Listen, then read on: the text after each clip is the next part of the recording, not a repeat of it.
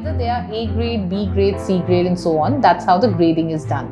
Now, out of these day 2, day 3 embryos, in today's dating technology, we say we're not just happy with their number and grading, we need to see how many of these. Now, the blastocyst is a structure which has a different look altogether. It has an outer lining known as a trophoectoderm. It has a baby proper which is पे depend करता है, but I think usually 8 से 12,000 का IUI का cost आता है एक cycle का. और राधिका पूछ रही है कि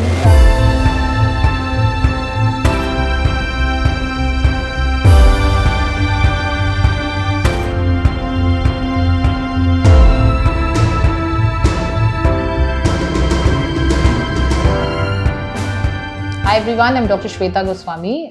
You're watching Fertility Fridays with me, where we welcome hope into your lives. We'll talk about an important topic in IVF today, which is embryo selection, how to select the best embryos for transfer. So see, the minute we talk about IVF, we say that IVF is a technology where 8 out of 10 steps of the body are anyway bypassed.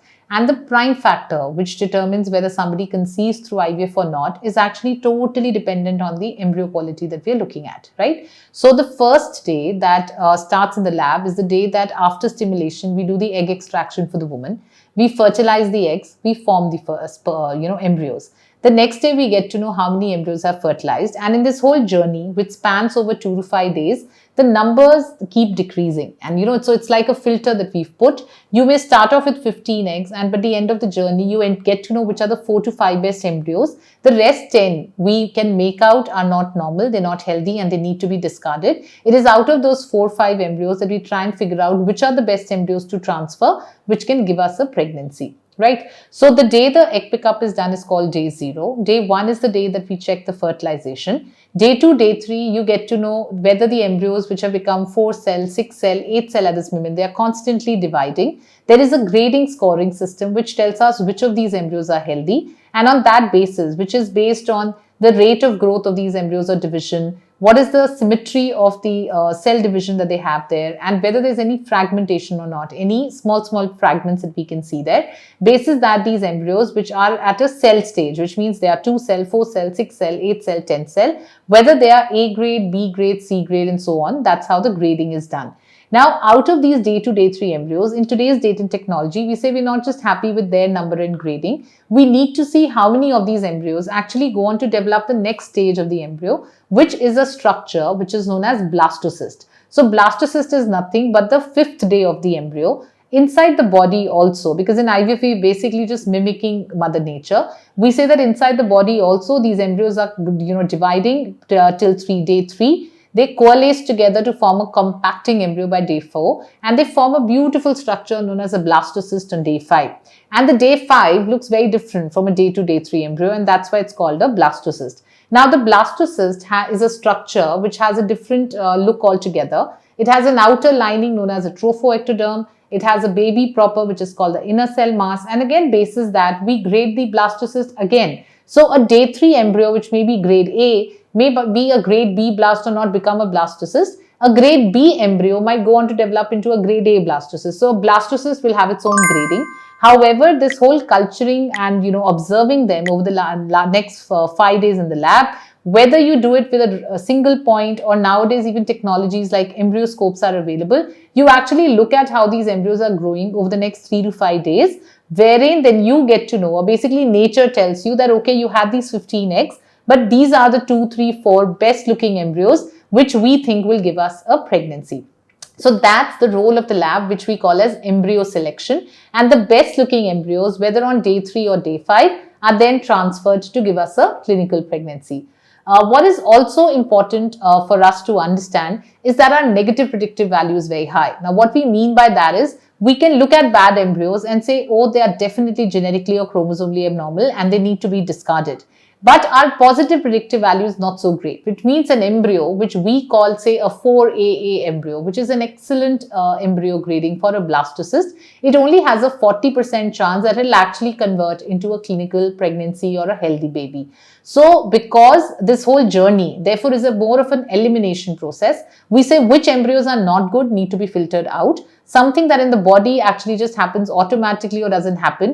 And therefore, that's one of the premise by which we say that the miscarriage risks actually go down a little bit with IVF, because you're actually able to filter the bad embryos and say, okay, we are not going to transfer these at all. It is the healthy looking embryos that you transfer and you take a chance. So that is the journey of the embryos in the lab, which we must also, have a healthy discussion with our fertility specialists and their embryology team if possible, because it's a very important diagnostic part that happens first time in our fertility journey, because till then everything is happening inside the body. It is during the IVF procedure that we actually get to know how are our eggs, how are our sperms, what is our embryo quality, is that a major deterrent, or there is some other factor which is not letting us get pregnant. So I think it's important for all of us to have a basic information and knowledge about how these embryos are graded, how they are selected, because it helps us in a collective decision with our doctors to decide on which embryos are there to best to transfer.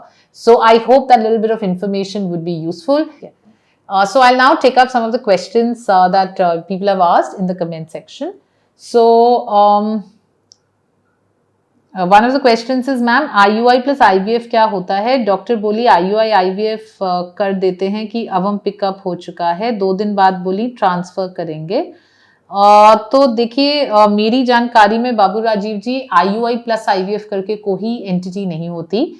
कई बार शायद आपको समझाने के लिए वो ये बोल रहे हो कि हम इंजेक्शंस लेके एक अंडा निकाल लेंगे और उसके बाद जो बच्चा रखने की प्रक्रिया है वो IUI की तरह ही होती है, जिसको हम एम्ब्रियो ट्रांसफर कहते हैं।